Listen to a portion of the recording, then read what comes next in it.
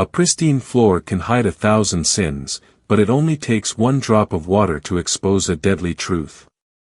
In the ultramodern penthouse of Jang Suk-jin, the air doesn't smell like the city below, it smells like expensive leather, aged whiskey, and the cold silence of absolute power. The juxtaposition of betrayal versus bravery.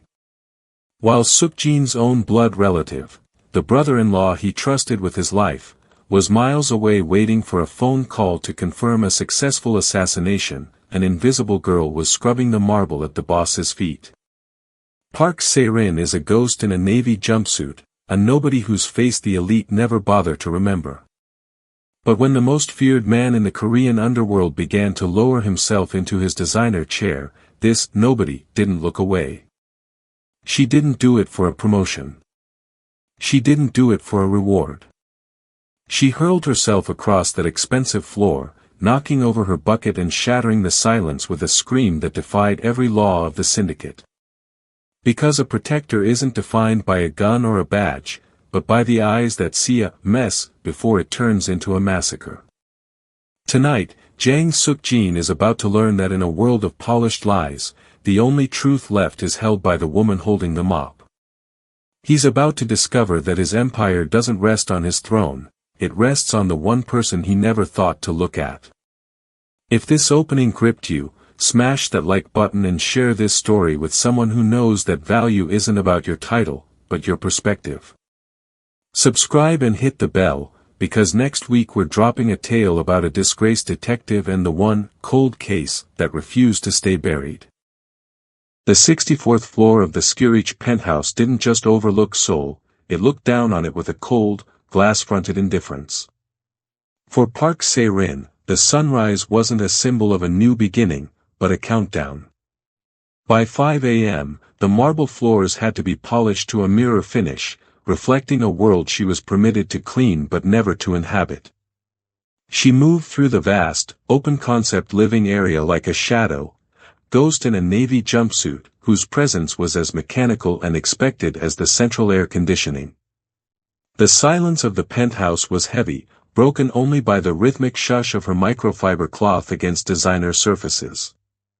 Se-rin had learned long ago that to the elite, she was less than a person, she was a utility. When Jang Suk-jin's senior bodyguards marched past her to secure the perimeter, they didn't break their stride or offer a glance. To them, she was simply another piece of furniture to be navigated around, a nobody with no last name worth keeping. She practiced the art of the lowered gaze, a skill honed through years of being looked through rather than looked at. As she scrubbed the floor-to-ceiling windows, the city below began to stir, a chaotic sea of millions, yet up here, everything was curated and sterile. She watched the reflection of the penthouse's master, Jang Suk-jin, as he stepped into the room. He was the man who controlled the heart of the city's underworld, his presence radiating an athletic authority that made the very air feel pressurized. He moved with the discipline of a man used to absolute obedience, his tailored charcoal suit sharp enough to cut. Se-rin didn't stop her work. She knew the rules: disappear when guests arrive, change the scenery, and never speak unless spoken to. She was the invisible daughter of a disgraced detective, possessing eyes that saw the mess others missed, the dust in the corners, the smudge on the glass, and the subtle, shifting dynamics of power. While Suk-jin checked his watch, a timepiece that cost more than her yearly pay, Se-rin noticed the small things. She noticed the way the sunlight hit the centerpiece chair, the one gifted by his brother-in-law. It sat in the center of the room, a throne of leather and steel that looked perfect to any ordinary eye. But Se-rin wasn't ordinary. She saw the microscopic inconsistency in the stitching, a mess that felt wrong in a room defined by perfection. She was a ghost, ignored and silent, but she was the only one in the room who truly saw the trap being set for the king. The morning light in the penthouse was unforgiving, revealing every flaw that Se-rin was paid to erase. She moved toward the center of the living area, her mop trailing behind her like a loyal shadow. Her target was the high-back designer chair, an impeccably tailored piece of charcoal leather and brushed steel that sat like a throne overlooking the city skyline. It was a masterpiece of modern craftsmanship, a gift delivered just days ago with the warm regards of Jang Suk-jin's brother-in-law. To the bodyguards, it was a symbol of wealth, to Suk-jin, it was a comfort. But to Se-rin, it was a puzzle. She knelt beside the base, intending to polish the steel legs, but her gaze snagged on the underside of the leather seat. Se-rin possessed an innate ability to spot the mess others missed, a trait inherited from her father, a man who had taught her that the truth is often found in the details others find boring. There, near the rear seam, was an imperfect stitch. It was microscopic, a slight tension in the thread that deviated by less than a millimeter from the factory-perfect line. In a room where everything was curated to the point of sterile perfection, this one thread cried out like a scream in a library. Se-rin's pulse quickened. She didn't just see a loose thread, she saw a modification. Her mind, trained by the detective-like instincts of her bloodline, began to pull at the logic of it. Why would a handcrafted, multi-thousand-dollar chair have a structural inconsistency right where the most pressure would be applied? She leaned closer, her breath hitching as she caught the faint, metallic scent of something that wasn't leather or industrial cleaner. It was the scent of sulfur and cold copper. Her heart hammered against her ribs as she noticed the way the leather puckered slightly, as if something thin and pressure-sensitive had been slid beneath the hide. The realization hit her like a physical blow, the chair wasn't a gift, it was a delivery system. It was a pressure-sensitive explosive, rigged to detonate the moment the most feared man in the underworld committed his full weight to the seat. She looked up. Suk-jin was finishing his coffee, his sharp jawline set in a stern expression of discipline as he moved toward the center of the room. He was seconds away from the daily ritual of sitting to read the morning reports. The bodyguards were already turning toward the door, their muscular builds tensing as they prepared to lead him to his next meeting. No one else saw the mess. No one else smelled the danger. Se-rin stood, her gray cleaning gloves slick with sweat, the choice before her as sharp as a razor: remain the invisible ghost and watch the empire burn, or shatter the silence and risk everything to stop the king. The silence of the penthouse shattered with the clatter of plastic on marble as Se-rin kicked her mop bucket aside, the yellow plastic skidding across the floor and sending a wave of soapy water toward the center of the room. Jang Suk-jin had already begun his descent, his body shifting into the mid-movement of a man about to claim his throne, his eyes wide and fixed on the skyline until the sudden, jarring motion caught his periphery. "Don't sit there!" Se-rin screamed, her voice tearing through the sterile air like a serrated blade, her body leaning forward in an urgent, risk-taking lunge. Time dilated into agonizing fractions of a second. Suk-jin froze mid-motion, his powerful, athletic frame suspended in an awkward half-stand as his eyes locked onto the cleaner with a mixture of shock and confusion. He was a man used to absolute obedience, a man who had never been interrupted by a nobody, yet the raw terror in Se-rin's eyes held him paralyzed. Behind him, the two massive bodyguards reacted with the lethal instinct of trained predators. The bald guard surged forward, his hand already reaching for the concealed holster beneath his black suit, his face contorted into a mask of intimidation. The second guard, his expression alert and tense, moved to physically remove the cleaner from the room, viewing her as the primary threat to his boss. They saw only a girl in a navy uniform causing a scene, they did not see the mess beneath the leather. The chair. Se-rin gasped, her arms stretched toward Suk-jin as if she could physically pull him back from the brink. "The stitch is wrong. Get back." The senior bodyguard's hand closed around Se-rin's shoulder, a crushing grip intended to slam her to the marble, but Suk-jin raised a single, trembling hand.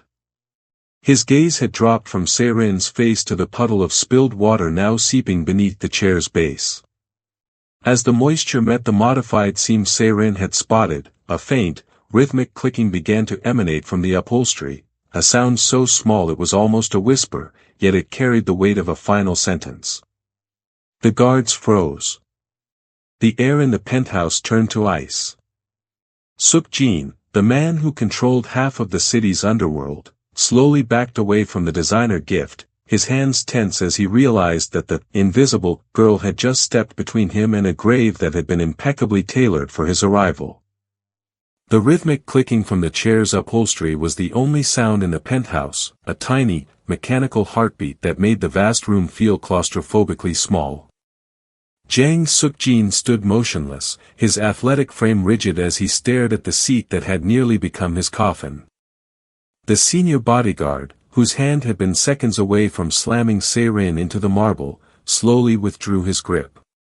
His face, previously masked in professional aggression, was now pale with the realization of his own failure to protect. The second guard stepped back, his eyes darting from the chair to the invisible girl who had just rewritten the fate of the Jang Empire with a single scream. Within minutes, the sterile luxury of the penthouse was invaded by a specialized bomb squad, their heavy, armored presence creating a jarring contrast against the designer decor. They worked in a tense, methodical silence, their sensors and tools hovering over the imperfect stitch Se-rin had identified. When the lead technician finally looked up, his voice was hollow through his helmet.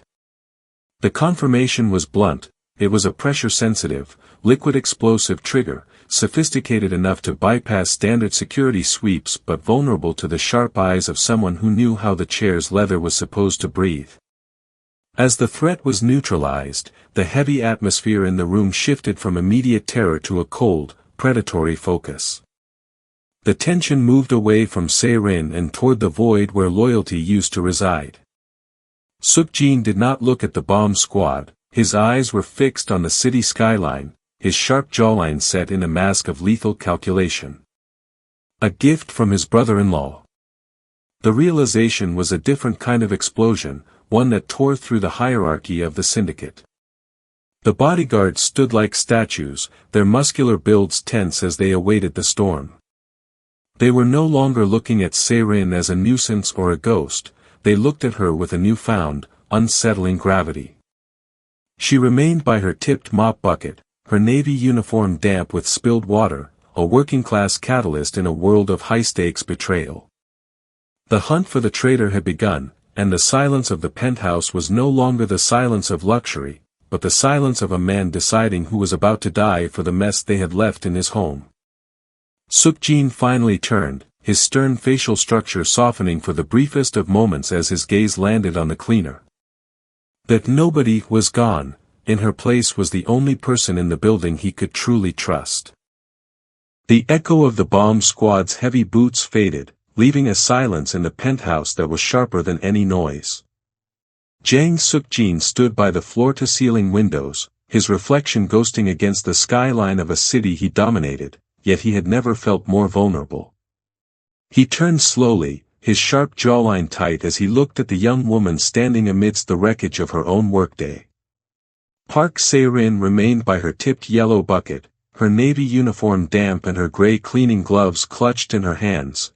Nobody, who had just become the most significant person in his empire. "You saw what my own security missed," Suk-jin said, his voice a low, gravelly resonance that vibrated with a rare, suppressed emotion. He walked toward her, his polished leather shoes clicking on the marble where the spilled water had finally begun to dry. The two bodyguards, still tense and muscular in their suits, stepped aside with a newfound, heavy respect. Suk-jin stopped only inches from her, his dominant presence catching her off guard, yet he didn't tower over her with a threat, he looked at her with the intensity of a man trying to solve an impossible riddle. "In my world, a life for a life is the only currency that matters," he continued, his stern facial structure softening as he truly saw her for the first time.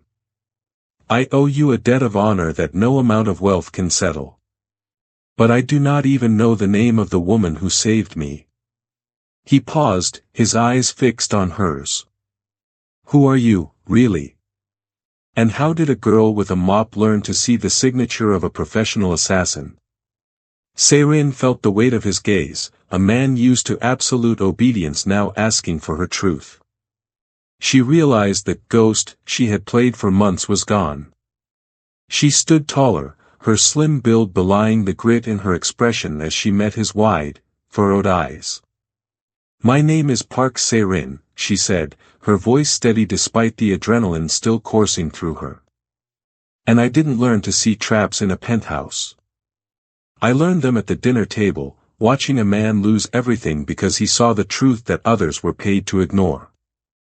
Suk-jin's brows furrowed deeper, sensing the lineage of the mess she carried. He realized then that she wasn't a servant who had gotten lucky, she was a survivor with a history as high stakes as his own.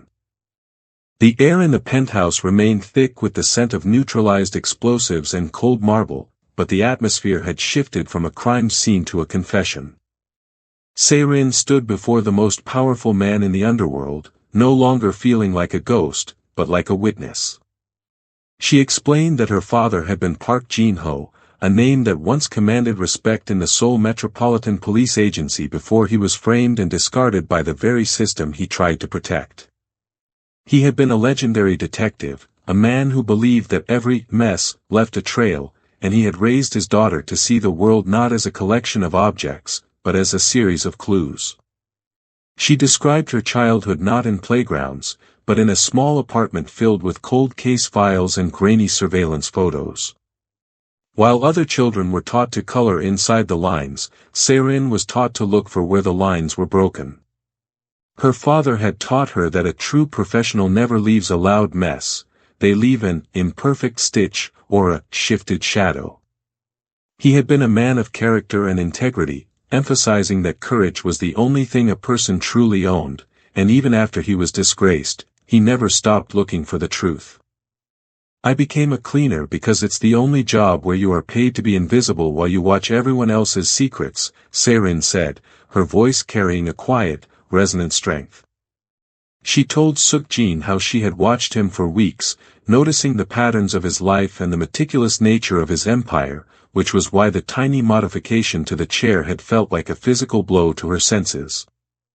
She saw the mess of the betrayal because she had been trained to identify the subtle rot hiding under the polish of high society life. Suk-jin listened with a stern, fixed expression, his brows slightly furrowed in surprise as he realized the depth of the woman standing before him. He saw that her invisibility wasn't a lack of status, but a tactical advantage. She was the daughter of a man who had lost everything for the truth, and she had just used that legacy to save his life.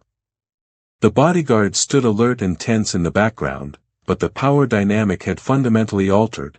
The mafia boss was no longer looking at a servant, but at a partner who possessed a weapon he could never buy, the ability to see the invisible threads of a conspiracy before they tightened around his throat. The following week, the atmosphere within the Jang syndicate shifted from the cold luxury of the penthouse to the clinical precision of a purge. Jang Suk-jin no longer saw Se-rin as the girl who mopped his floors, but as his most sharpened blade, a human lie detector who could spot a mess in a man's soul as easily as a smudge on a window. He moved her from the periphery of his life to the very center, bringing her into high-level meetings where his most trusted lieutenants sat in impeccably tailored suits. To them, she was still just a servant in a navy uniform, a ghost holding a tray of tea, but beneath her lowered gaze, Se-rin was dismantling their facades. She didn't look for grand gestures of betrayal, she looked for the imperfect stitches in their behavior. She noticed the way a captain's hand tensed on a glass when the brother-in-law's name was mentioned, or the subtle, rhythmic tapping of a bodyguard's foot that betrayed a hidden anxiety.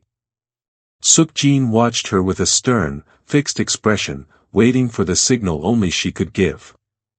When she finally set a cup down with a deliberate, sharp clink, a sound that echoed like a gunshot in the silent room, Suk-jin knew the cleaning had begun.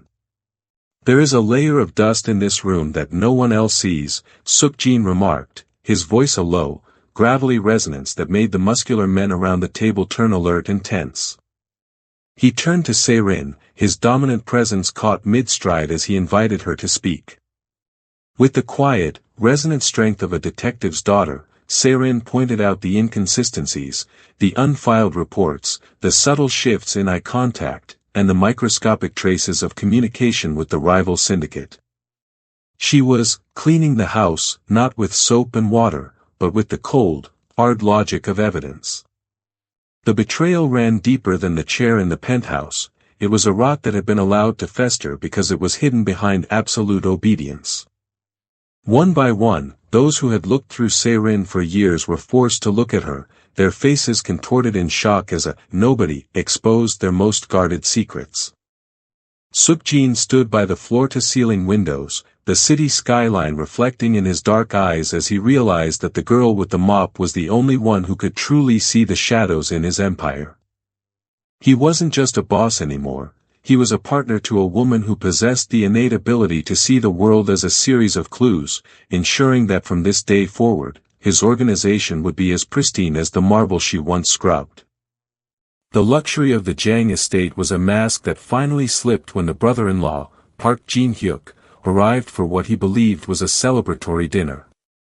He walked into the penthouse with an expansive, rehearsed smile, an expression of warmth that didn't reach his eyes, wearing an impeccably tailored charcoal suit that mirrored the boss's own style. He looked like a man used to absolute obedience, moving with a practiced grace that suggested he was already imagining himself in Suk-jin's seat. But the room he entered was not the one he expected, it was a theater of cold, hard truths. Suk-jin stood in the center of the room, his athletic build rigid, his eyes fixed on Jin-hyuk with a stern, furrowed intensity. Beside him stood Seyrin, no longer a ghost in the background, but a witness to the mess he had created. As Jin-hyuk began to speak, his voice full of forced joviality, Seyrin noticed the microscopic deviation in his rhythm, the way his fingers drummed against his polished leather shoes and the slight, nervous twitch in his sharp jawline. "You missed a spot, Jin-hyuk," Suk-jin said, his voice a low, gravelly resonance that chilled the air. He gestured to the leather chair, which had been moved to the very center of the marble floor. Jin-hyuk's smile didn't fade, it simply froze, turning into a brittle mask. He realized then that nobody in the navy uniform wasn't just a cleaner, she was the one who had dismantled his masterpiece. The confrontation was silent at first, a war of gazes, until Seyrin spoke with the quiet strength of her father's legacy. She didn't just point out the bomb, she revealed the paper trail of the larger plot, the shell companies and the secret meetings with the rival syndicate that Jin-hyuk thought were invisible. The realization hit Suk-jin like a physical blow, the chair was only the beginning. This wasn't just a grab for power, it was a calculated liquidation of the Jang Empire, intended to pave the way for a foreign takeover that would turn the city into a battlefield. The brother-in-law's smile finally vanished, replaced by a snarl of desperate arrogance.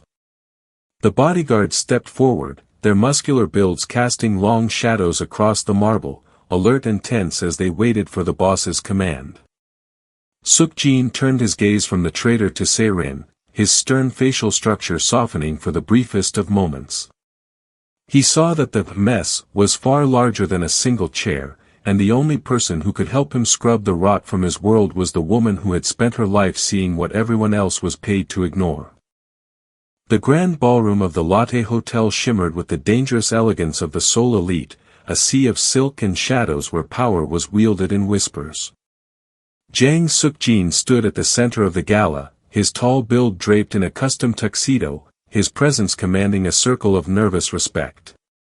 Beside him, Seyrin had traded her navy jumpsuit for a gown of deep midnight blue, though her eyes remained those of the cleaner, sharp, scanning, and utterly unimpressed by the polish. She was no longer a ghost in the background, but the architect of safety, and tonight, her senses were screaming. The threat didn't come with the roar of an engine or the glint of a barrel. It was more insidious, a mess hidden in the very air of the celebration. As the catering staff moved through the room with practiced grace, Seyrin noticed a microscopic inconsistency in the ventilation grates above the VIP table. While the bodyguards remained alert and tense, watching the doors for armed intruders, Se-Rin saw a faint, shimmering haze beginning to settle over the crystal flutes.